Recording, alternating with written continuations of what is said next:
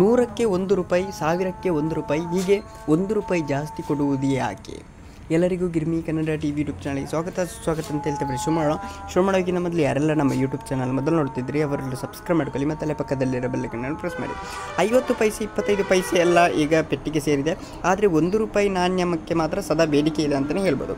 ಈಗ ಮದುವೆ ಯಾವುದೇ ಸಮಾರಂಭಕ್ಕೆ ಹೋಗುವಾಗ ಗಿಫ್ಟ್ ಉಡುಗೊರೆ ಕೊಡ್ತಾರೆ, ಅದರ ಜೊತೆಗೆ ಹಣ ಕೂಡ ಕೆಲವರು ಕೊಡುತ್ತಾರೆ. ಆದರೆ ಇವಾಗ ಹಣ ಕೊಡುವಾಗ ನಿಮಗೆ ಗೊತ್ತಿರ್ಬೋದು, 100 ರೂಪಾಯಿ ಬದಲು 101 ರೂಪಾಯಿ ಕೊಡುವಂತಹದ್ದು, 1000 ರೂಪಾಯಿ ಬದಲು 1001 ರೂಪಾಯಿ ಕೊಡುವಂಥದ್ದು, ದೇವಸ್ಥಾನದಲ್ಲಿ ಕೂಡ ಹಾಗೆ 1 ರೂಪಾಯಿ ಜಾಸ್ತಿ ಆಗ್ತಾರೆ. ಇದು ತಂದೆ ಮಾಡಿದ್ದಾರೆ ಅಂತ ಮಕ್ಕಳು ಮಾಡೋದಲ್ಲ. ಅದಕ್ಕೋಸ್ಕರ ಇದು ಯಾಕೆ ಮಾಡ್ತಾ ಇದ್ದಾರೆ ಅಂತ ನೀವು ತಿಳಿದುಕೊಳ್ಬೇಕಾದ್ರೆ, ಈಗ 110 ರೂಪಾಯಿ 1000 ರೂಪಾಯಿ ಅಂತ ಹೇಳಿದರೆ ಅದರ ಕೊನೆಯ ಅಂಕೆ 0 ಆಗಿರುತ್ತೆ. ಆದ್ದರಿಂದ 0ಗೆ ಯಾವತ್ತೂ ಅಷ್ಟು ಬೆಲೆ ಇಲ್ಲ.